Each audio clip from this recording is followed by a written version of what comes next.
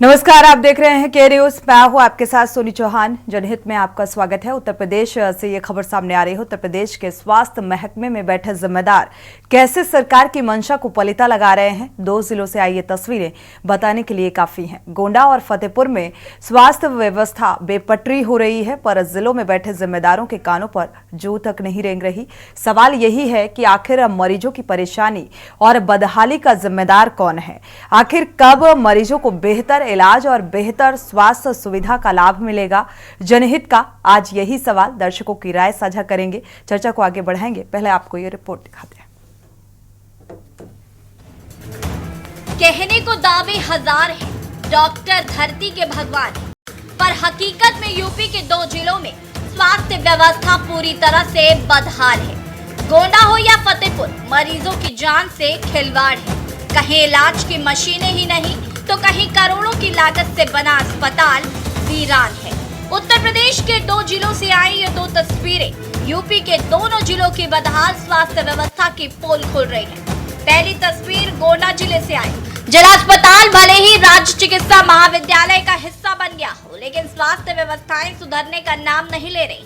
सिर में चोट लगने वाले मरीजों को सस्ती जांच के लिए अस्पताल में करीब 1 करोड़ 5 लाख रुपए की लागत से स्थापित की गई सिटी स्कैन की मशीनें बीते 2 साल से धूल भाग रही हैं, पर देखने वाला कोई नहीं है। मेडिकल कॉलेज में हर दिन 300 मरीज इलाज कराने आते हैं, जिसमें से करीब 100 से मरीजों की सीटी स्कैन कराने के लिए लिखा जाता है, लेकिन ये सिटी स्कैन मशीन 2 साल से खराब पड़ी है, जिससे मरीजों को बाहर से महंगी जांच करवानी पड़ रही। बाहर निजी सेंटरों पर सिटी स्कैन की जांच के लिए 2500 से 3000 रुपए तक चुकाने पड़ रहे हैं। वहीं जिम्मेदार सिर्फ एजेंसी को पत्र लिखने की बात कहकर पल्ला झाड़ रहे हैं। देखिए, गोंडा जनपद में जो हमारा मेडिकल कॉलेज अब हमारा दिन है, लेकिन ज़िला अस्पताल में मेडिकल कॉलेज के प्रिंसिपल के माध्यम से जो सीटी स्कैन मशीन खराब पड़ी हुई है, इसको ठीक कराए जाने के लिए जो इसकी मूल निर्माता फर्म है और साथ साथ में जो अनुबंधित फर्म है इसकी मतलब सर्विस प्रोवाइडर, उन दोनों से पत्राचार करके, बिकॉज इसमें कुछ तकनीकी खराबियां इतनी जटिल थी कि उनको इसमें 2 राउंड्स में विजिट करनी पड़ी और अप्रूवल्स के लिए, क्योंकि ये शासन स्तर पे भेजा जाता है, तो उन जटिलताओं के कारण इस मामले में अभी जो है हम लोगों को पूरी तरह से होप है कि ये जो डिले हुआ है वो अब ख़त्म हो जाएगा। और वो पूरा एक असेसमेंट करके जा चुकी है जो निर्माता फर्म है कि क्या क्या कमियां हैं, और उनको ठीक कराने का प्रयास किया जाएगा। निश्चित ही इस बीच में, क्योंकि ये जो पूरी सुविधा थी उसको समय अंतर्गत ना हो पाने की वजह से, ठीक हो पाने की वजह से लोगों को परेशानी का सामना करना पड़ा है, लेकिन हम लोग होपफुल हैं कि हम इस प्रॉब्लम को बहुत जल्द ही रिजॉल्व कर लेंगे। जिला अस्पताल में ज्यादातर लोग इस उम्मीद से आते हैं कि बेहतर और निःशुल्क इलाज हो सके, लेकिन अस्पताल प्रशासन की बेपरवाह अंदाज से ना ही मरीजों को बेहतर इलाज मिल पा रहा है और ना ही सरकारी तंत्र का लाभ। दूसरी तस्वीर फतेहपुर जिले की, जहां करोड़ों की लागत से बना पूरा अस्पताल वीरान पड़ा है। मरीज तो अस्पताल आते हैं, लेकिन डॉक्टरों का इंतजार खत्म होने का नाम नहीं ले रहा। आसोदर विकास खंड के ग्राम चिकरी में सरकारी अस्पताल पिछले 10 वर्षों से बना है, जहां अभी तक किसी डॉक्टर की नियुक्ति नहीं हो पाई, जिससे 2 दर्जन से ज्यादा गांव प्रभावित हो रहे हैं। बुजुर्गों को इलाज के लिए भारी दिक्कतों का सामना करना पड़ रहा है। 10 वर्षों में गांव के प्रधान ने कई बार जिले के आलाधिकारी व स्वास्थ्य विभाग के अधिकारियों को लिखित प्रार्थना पत्र दिया, लेकिन जिम्मेदारों ने कोई सुध नहीं ली। जिले के जिम्मेदार सीएमओ ने एक लेटर जारी किया, जिस पर 3 दिन के लिए एक डॉक्टर की नियुक्ति करने की बात कही गई है, लेकिन सवाल है आखिर यूपी के इन 2 जिलों की बदहाल स्वास्थ्य व्यवस्था में सुधार कब होगा? आखिर जिम्मेदार मरीजों का दर्द कब समझेंगे? के न्यूज के लिए गोंडा से मोहसिन खान और फतेहपुर से सुशील शुक्ला की रिपोर्ट।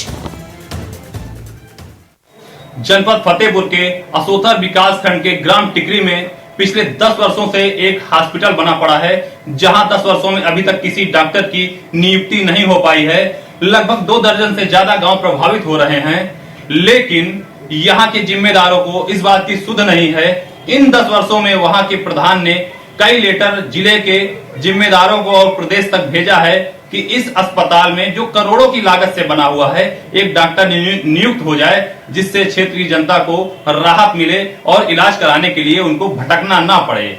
लेकिन किसी भी जिले के जिम्मेदार को इस बात की आह नहीं आई कि एक बड़ा मुद्दा है और 2 दर्जन से ज्यादा गांव प्रभावित हो रहे हैं, उनका इलाज नहीं हो पा रहा है। जहां एक तरफ उत्तर प्रदेश के उप मुख्यमंत्री ब्रजेश पाठक स्वास्थ्य व्यवस्थाओं को व्यवस्थित करने का प्रयास कर रहे हैं, वहीं जनपद के जिम्मेदार उस पर पलीता लगाने का कार्य कर रहे हैं। जो असोथर विकास खंड के ग्राम टिकरी की बात है, जहां पिछले 10 वर्षों से करोड़ों की लागत से बना अस्पताल अभी तक डॉक्टर की नियुक्ति नहीं हो पाई है।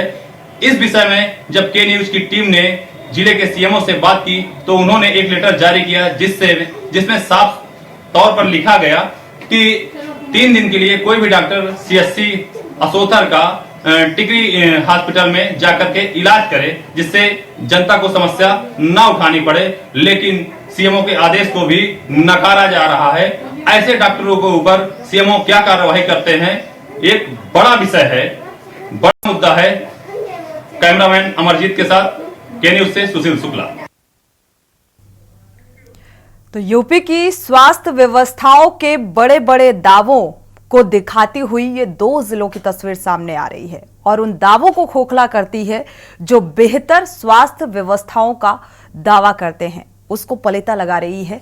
ये तस्वीर फतेहपुर और गोंडा की। हमारे संवाददाता जुड़ चुके हैं फतेहपुर से, सुशील शुक्ला और मोहसिन खान गोंडा से जुड़ चुके हैं। 2 जगह की तस्वीर है। पहले अपडेट साझा करते हैं, बीजेपी प्रवक्ता भी जुड़ चुके हैं, वीरेंद्र मिश्रा जी, स्वागत है आपका इस चर्चा में शामिल होने के लिए। शुरुआत सुशील शुक्ला से कर लेते हैं। सुशील, अगर देखा जाए करोड़ों की लागत से बनकर यह हॉस्पिटल तैयार है पिछले 10 सालों से, लेकिन एक डॉक्टर की तैनाती नहीं हो पा रही है। तमाम प्रार्थना पत्र दिए गए, प्रधान की तरफ से बहुत कवायद की गई, लेकिन क्या वजह है कि एक डॉक्टर की नियुक्ति नहीं हो पा रही है और करीब 2 दर्जन गांव हैं वो प्रभावित होते हुए नजर आ रहे हैं?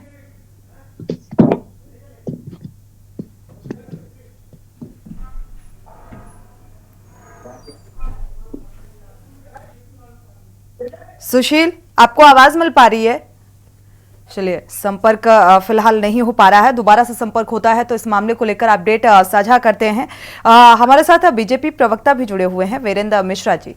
वीरेंद्र मिश्रा जी, डबल इंजन की सरकार और ये कहें कि ट्रिपल इंजन की सरकार, लेकिन अभी भी बदहाल तस्वीर स्वास्थ्य व्यवस्थाओं को लेकर देखने को मिल रही है। फतेहपुर और गोंडा की तस्वीर क्या कुछ कह रही है आपसे? निश्चित तौर से मोदी और योगी का जी की चतुर्मुखी विकास के दौर में हमारे डिप्टी सीएम ब्रजेश पाठक जी जिस प्रकार से जमीन पर उतरकर, वो चाहे लाइन में लगकर हो, चाहे आपके ही माध्यम से आम जन को भी सूचना मिलती हो, देखते हैं। निश्चित तौर से कहीं न कहीं जनता के साथ इस प्रकार की जो भी गतिविधियों से, अपने स्वास्थ्य सुविधाओं से मरहूम है, जिस प्रकार से उनको स्वास्थ्य सुविधाएं नहीं मिल रही हैं, कहीं न कहीं जिम्मेदार अधिकारियों को इस विषय में संज्ञान लेकर, जैसे कि आपके पत्रकार द्वारा हमें मालूम हुआ कि वो उन्होंने कई बार पत्रबाजियां भी किया और उसके बाद भी अगर वहां पे नहीं हो रहा है तो निश्चित तौर से आपके चैनल के माध्यम में संज्ञान लेकर भारतीय जनता पार्टी की सरकार में निश्चित तौर से इसका कायाकल्प किया जाएगा और आम जनता को सुविधा मुहैया कराई जाएगी। वीरेंद्र जी, अच्छा नहीं लग रहा है आप जिस तरीके से ये बात कह रहे हैं कि हमारी जो जिम्मेदारी है या हमारे संवाददाता का जो काम है उन्होंने बखूबी किया।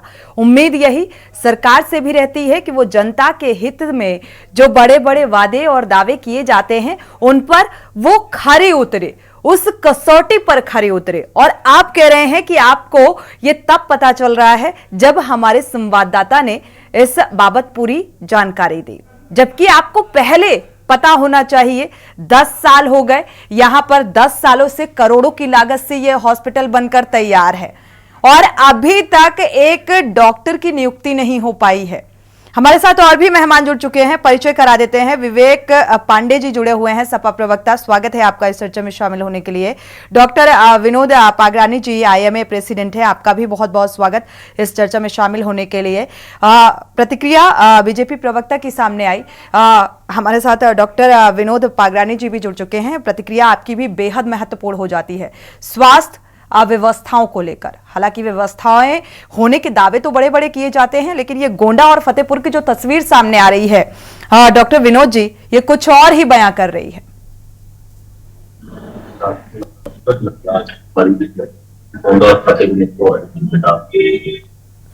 डॉक्टर विनोद जी, आपको आवाज मिल पा रही है? हाँ, अब आ रही है, बीच में ब्लॉक हो गई थी, अब आ रही है। स्वास्थ्य व्यवस्थाओं के बड़े बड़े दावे और उन दावों की पोल खोलती ये तस्वीर फतेहपुर और गोंडा से सामने आ रही है, जहां पर 10 सालों से एक हॉस्पिटल फतेहपुर में बनकर तैयार है, लेकिन एक डॉक्टर की नियुक्ति नहीं हो पा रही है। करीब 2 दर्जन गांव हैं जो प्रभावित होते हुए नजर आ रहे हैं, और ऐसा ही हाल गोंडा का नजर आ रहा है, जहां पर जो मशीनें हैं वो धूल फांक रही हैं। मुझे पूरा विषय पता नहीं कि मैंने अभी ज्वाइन किया है, इसीलिए आपको बताया। दोनों ही जगह का क्या मामला है ये बताया आपको।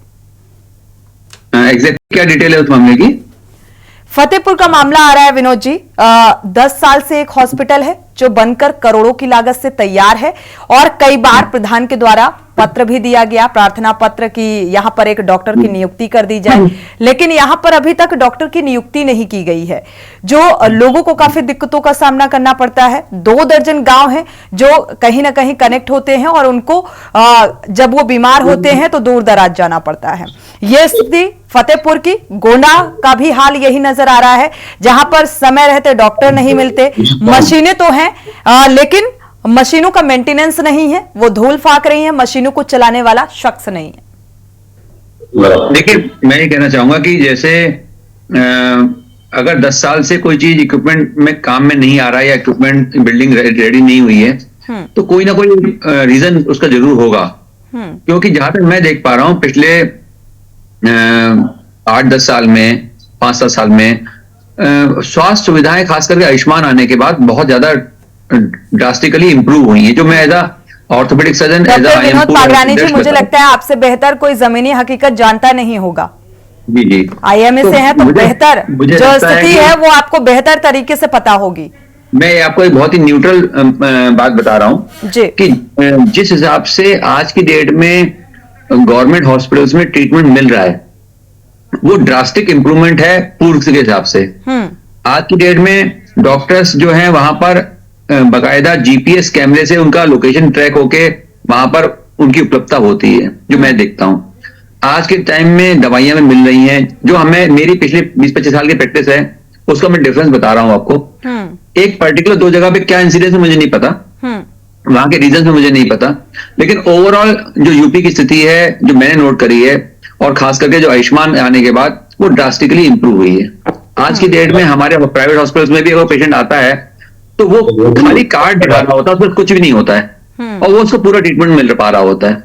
तो अब पर्टिकुलर केस में वहां पे 2 में क्या इंसिडेंस है, क्या वजहें रही हैं कि ज्वाइनिंग नहीं हो पाई, या क्या वजह रही है? ठीक है विनोद पागरानी जी, ठीक है, आप इस बात से इत्तेफाक रखते हैं कि पहले से स्थिति जो है वो बेहतर हुई है, लेकिन अभी भी जमीनी हकीकत कुछ और ही निकलकर सामने आ रही है। स्थितियों में सुधार देखने को मिल रहा है, लेकिन अगर कहा जाए पूरी तरीके से तो नहीं। आप अगर धरातल पर जाकर जो जिला अस्पतालों की स्थिति देखेंगे तो अभी भी मरीजों को कितनी दिक्कतों और कितनी दुश्वारियों का सामना करना पड़ता है, शायद उनसे बेहतर कोई बता नहीं पाएगा, और उसी हकीकत पर हम बात कर रहे हैं। हमारे साथ एक दर्शक जुड़े हुए हैं, वापस लौटते हैं। एक दर्शक इस बीच उमेश जी जुड़े हुए हैं मेरठ से, स्वागत है आपका, अपनी राय साझा कर सकते हैं उमेश जी। जी जी उमेश जी, ये कहना चाहता कि उत्तर प्रदेश में जो है, जो हॉस्पिटल है उनकी बहुत बुरी दुर्दशा है। वहाँ पर डॉक्टर और कर्मचारी काम नहीं कर रहे हैं, और गरीब मरीज जो है वो परेशान है। बिल्कुल, शुक्रिया जुड़ने के लिए और राय साझा करने के लिए। ये दर्शकों की राय है, क्योंकि ये आम जनता है जो इन दुश्वारियों से 2-4 होती है, और जिला अस्पतालों का हाल, एक तरफ बेहतरी के दावे और दूसरी तरफ ये हकीकत सामने आ रही है। हमारे साथ और भी मेहमान जुड़े हुए हैं, विवेक पांडे जी भी सपा प्रवक्ता जुड़े हुए हैं। विवेक पांडे जी, आपका रुख करेंगे। गोंडा और फतेहपुर की तस्वीर सामने आ रही है, डॉक्टर की नियुक्ति को लेकर आपने बात सुनी डॉक्टर विनोद पागरानी जी की, इत्तेफाक रखते हैं इस बात से? देखिए, पहले तो मंच पर उपस्थित सभी सम्मानित पैनलिस्टों को मैं बहुत ही नमन करूंगा और I was much surprise like कि एक रिस्पेक्टिव डॉक्टर के मतलब जो फीडबैक थे अभी, इसके आधार पे अगर मैं डॉक्टर सर की बात को एक्सेप्ट कर लेता हूं तो उस आधार पे मुझे लगता है कि ये जो विषय चल रहा है, हम तो इस गलत विषय पे डिबेट ही करने बैठ गए आज। और उससे बड़ी बात कि इस आधार पे देखा जाए तो ये भी सोचने वाली बात हो जाती है कि ब्रजेश पाठक जी आज तक छापे कहाँ मार रहे थे, एंड जो छापे वो मार रहे थे वो सार्थक भी है कि नहीं, आई डोंट नो। बिल्कुल फैक्ट है कि पहले से इंप्रूव हुई है, मेडिकल इमरजेंसी से लेके मेडिकल सुविधाएं बहुत इंप्रूव हुई है, इतनी इंप्रूव हुई है कि डेड बॉडी को भी लगातार 3 दिन रख करके बिल बनाया जाता है और उसको फिर मीडिया के माध्यम से ही सामने लाया जाता है, तो सरकार की फजीयत होती है और सरकार उस पर कार्रवाई करने की जगह मीडिया संस्थानों को ही डराने का काम करती है। तो बिल्कुल things are getting improve day by day, और इसको चूंकि एक रिस्पेक्टिव डॉक्टर है, मैं उनके ऊपर कोई क्वेश्चन नहीं करूंगा, बट मुझे लगता है कि हमेशा सरकारी फरमान और या सरकार की वाहवाही करने से बेहतर है कि you need to be analyse, otherwise आप अपने प्रोफेशन को जस्टिस नहीं दे सकते हैं। What I need to be think about. तो मुझे लगता है कि जो आज सुविधाएं हैं, जो सरकारी सुविधाओं का हाल है, बिल्कुल there are so many doctors who is running their own practices, private practices, जो कि ड्यूटी टाइम पे छोड़ करके प्राइवेट क्लिनिक पे बैठे होते हैं। बहुत सारी कंप्लेन कई बार आई है और ब्रजेश पाठक जी ने कई बार इन चीजों को पकड़ा है। तो मुझे लगता है कि कम से कम प्रदेश के सीएम को तो मैं नहीं झुठला सकता, डिप्टी सीएम को खास करके। और ठीक है, हम तो विपक्ष है, हम तो कुछ भी कहेंगे तो सरकार कहे कि विपक्ष तो झूठे आरोप लगा रहे हैं, लेकिन जो आरोप जनता लगा रही है, जो आपने लाइव अभी एक ऑडियंस की बात सुनी, क्या वो भी झूठा साबित कर दिया जाएगा? तो मुझे लगता है कि there is need to be analysis the things internal way में फर्स्ट, कि आप अपने प्रोफेशन के साथ जस्टिस कर रहे हैं या अपनी इकोनॉमी को जस्टिफाई करना चाह रहे हैं। देयर एक माइनर गैप होता है इन दोनों चीजों के बीच में। हमेशा सरकार की वाहवाही करने से बेहतर है कि सरकार को जगाने का काम होना चाहिए, ना कि केवल और केवल सरकार की हाँ में हाँ मिला करके चीजों को और दिन पे दिन शून्यता की तरफ ले जाने का प्रयास होना चाहिए। सुरेश अवस्थी इसी बीच जुड़े हुए हैं। विवेक जी वापस लौटेंगे, एक दर्शक जुड़ चुके हैं। स्वागत है आपका सुरेश जी, अपनी राय रख सकते हैं। सोनी जी, मैं ये कहना चाहता हूँ कि ये उत्तर प्रदेश में अस्पतालों के जो विधान देखा जाता है, जो माननीय मुख्यमंत्री जी कहते हैं कि अच्छे से अच्छे स्वास्थ्य सेवाएं दे सकें, माननीय ब्रजेश पाठक जी भी कहते हैं अच्छे स्वास्थ्य सेवाएं जनता तक पहुँचे, जो कि इनके बीच से लोग बैठे हुए हैं जो पॉलिटिका लगाने का काम करते हैं। भारतीय जनता पार्टी कहती है कि मैं 80 में 80 सीटें जीतेंगे, जो सरकारी कर्मचारी बैठे हैं उनके पॉलिटिका लगाने का काम करते हैं, भारतीय जनता पार्टी को नीचे दिखाने का काम करते हैं। ऐसे लोग को तुरंत तत्काल बर्खास्त करके उनको हटाया जाए नौकरी से। बिल्कुल, सख्त कार्रवाई जब तक नहीं होगी तब तक स्थितियों में सुधार देखने को नहीं मिलेगा। शुक्रिया जुड़ने के लिए और राय साझा करने के लिए। दर्शकों की राय ऐसे मामलों में बेहद महत्वपूर्ण होती है। हमारे साथ गोंडा से भी मोहसिन खान जुड़ चुके हैं संवाददाता, क्योंकि गोंडा का भी मामला सामने आ रहा है फतेहपुर के साथ साथ, और गोंडा में कई सारी सिटी स्कैन मशीन का अगर जिक्र करें तो यहाँ पर वो यूं ही खड़ी हुई हैं, पड़ी हुई हैं, उनका यूटिलाइज नहीं हो पा रहा है। किस वजह से नहीं हो पा रहा है, इसको लेकर अपडेट साझा करते हैं। मोहसिन का रुख करते हैं। मोहसिन, क्या कुछ पूरा मामला है, आखिर क्यों इन व्यवस्थाओं का संज्ञान नहीं लिया जा रहा है? जी बिल्कुल बताना चाहेंगे, जिला अस्पताल भले ही राज्य चिकित्सा महाविद्यालय का हिस्सा बन गया हो, लेकिन स्वास्थ्य व्यवस्था सुधरने का नाम नहीं ले रही है। ऐसे में 1.5 करोड़ की जो मशीन है करीबन 2 साल से खराब पड़ी हुई है।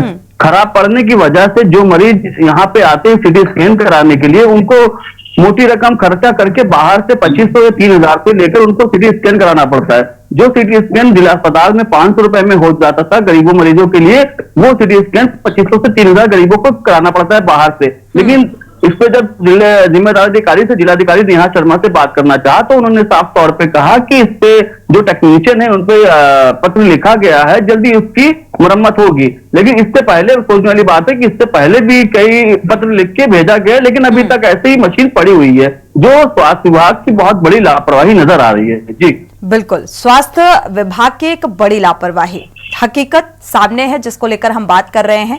और बीजेपी प्रवक्ता भी हमारे साथ जुड़े हुए हैं, वीरेंद्र मिश्रा जी का रुख कर लेते हैं। वीरेंद्र जी, ये तमाम योजनाएं, चाहे आयुष्मान कार्ड का जिक्र करें, इसमें भी किस तरीके से एक ही नंबर कितने लोगों को रजिस्टर्ड कर दिया गया। अभी ऑडिट का भी आदेश दिया गया था स्वास्थ्य विभाग की तरफ से, लगातार डिप्टी सीएम भी सख्त रवैये के साथ नजर आए, ऑडिट का भी निर्देश दिया गया। बावजूद ये सारी चीजें ठंडे बस्ते में पड़ती हुई नजर आ रही हैं। कोई भी इस ओर पहल होती हुई नजर नहीं आ रही है और ये अव्यवस्थाएं जो हैं सुधार की बजाय लगातार बढ़ती जा रही हैं। क्या वजह मानी जाए?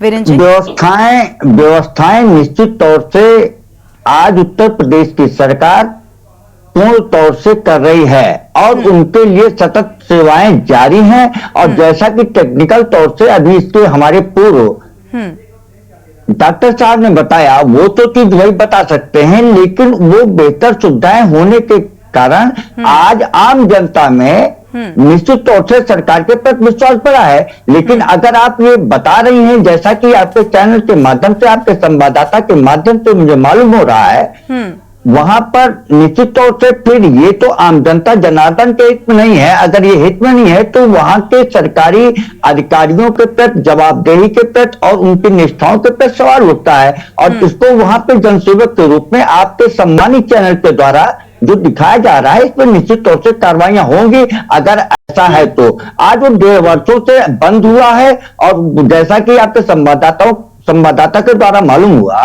कि उन्होंने जब वहां पे बात किया तो उन्होंने कहा कि इसके लिए प्रार्थना पत्र जा चुका है। वो कहां पे किन परिस्थितियों में ऐसा नहीं हो पाया है, सरकार इसके पर निश्चित तौर से सतर्क और सजग है।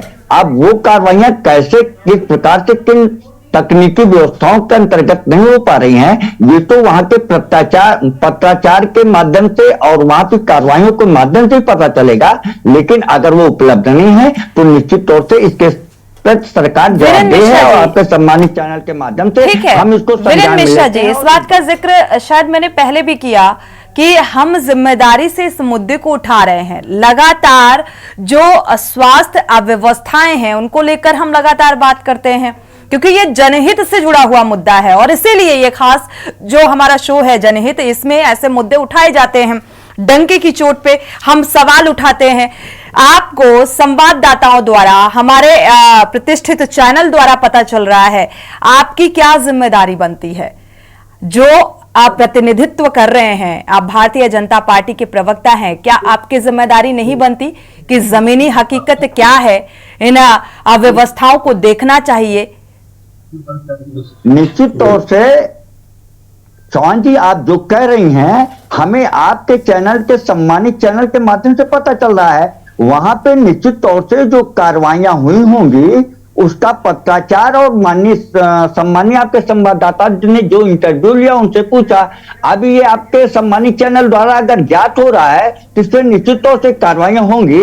लेकिन ये कह देना कि जमीनी धरातल पर भारतीय जनता पार्टी निश्चित तौर से, उसकी सरकार आम जनता जनार्दन के बीच रूबरू होकर लगी हुई है। ठीक है, वापस चर्चा में लौटते हैं, वापस रुक करेंगे। वीरेंद्र जी, लखनऊ का रुक कर लेते हैं। सीएम योगी आदित्यनाथ ने 238 करोड़ की विकास परियोजनाओं की सौगात दी है। क्या कुछ कह रहे हैं वो आपको सुनाते हैं।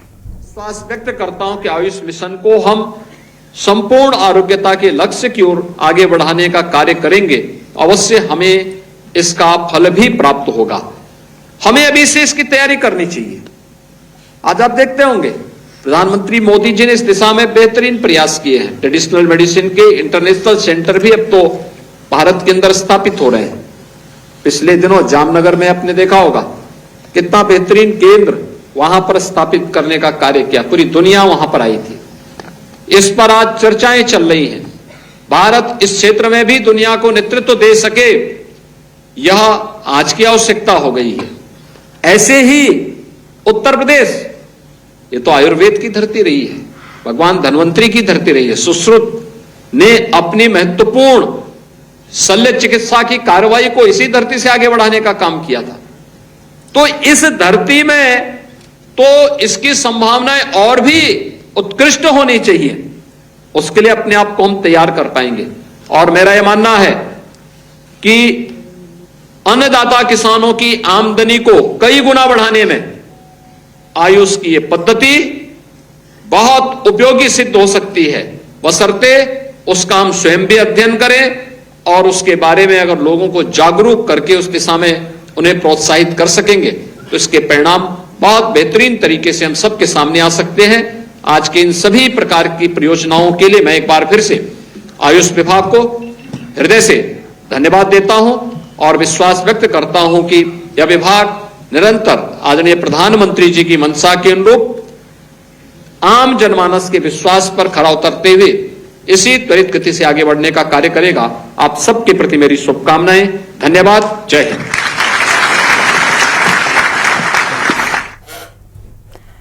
तो सीएम योगी आदित्यनाथ को आपने सुना, आयुष विभाग को ये 238 करोड़ की विकास परियोजनाओं की सौगात दी है। वक्त एक छोटे से ब्रेक का, लौटेंगे जब।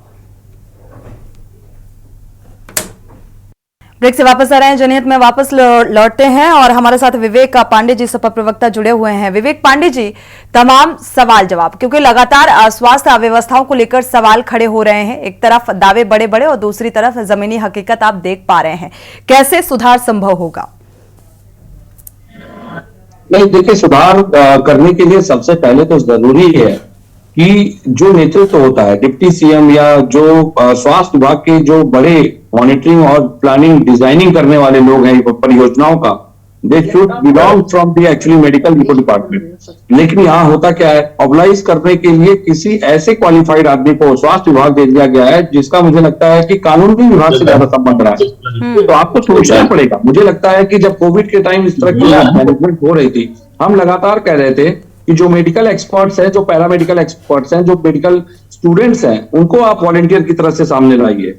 लेकिन होता क्या है कि सरकार ऑब्लाइज करने के लिए, भ्रष्टाचार करने के लिए, बजट पे हेरफेर करने के लिए, और सबसे बड़ी बात है कि इस तरह की मिसमैनेजमेंट सामने ना आए, इस वजह से ऐसे लोगों को जिम्मेदारी सौंपने का काम कर रही है जिनको कि ऐसे क्षेत्रों का, गंभीर क्षेत्रों का अनुभव ही नहीं है।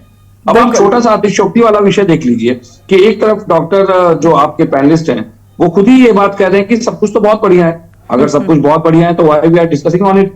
और अगर कुछ भी अगर 1% भी कमी रह जा रही है तो इसका मतलब है कि सरकार का फेलियर। लगातार शिकायतें सामने आती हैं और लगातार ऐसी अव्यवस्थाओं से जुड़े हुए मामले भी सामने आते हैं। ये कह देने से स्थितियों में सुधार नहीं होने वाला है। इसको लेकर गंभीरता बरतनी होगी सत्ताधारियों की तरफ से। शुक्रिया आप सभी मेहमानों का इस चर्चा में शामिल होने के लिए। फिलहाल स्वास्थ्य अव्यवस्थाओं को लेकर जो फतेहपुर और गोंडा से तस्वीर सामने आई, इसको लेकर शासन स्तर पर भी गंभीरता बरतनी होगी। इसी के साथ जनहित में फिलहाल बस इतना ही। आगे खबरों के लिए आप देखते रहिए के न्यूज़ इंडिया।